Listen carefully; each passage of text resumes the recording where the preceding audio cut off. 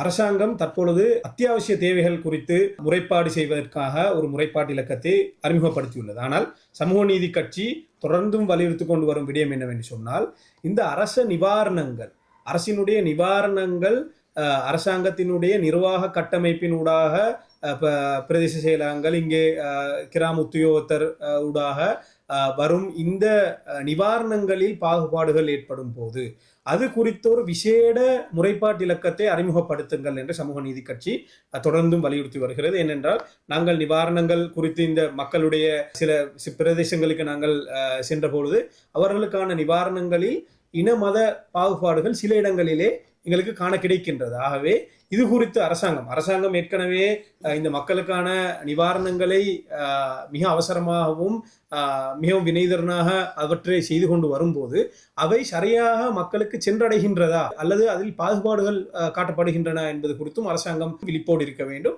ஆகவே இவ்வாறான ஒரு முறைப்பாட்டு இலக்கத்தை அரசாங்கம் அறிமுகப்படுத்தும் போது அரசாங்கத்திற்கு நேரடியாக இவ்வாறான முறைப்பாடுகளை பெற்றுக்கொண்டு அவற்றை நிவர்த்தி செய்வதற்கான ஒரு சந்தர்ப்பமும் ஏற்படுகிறது.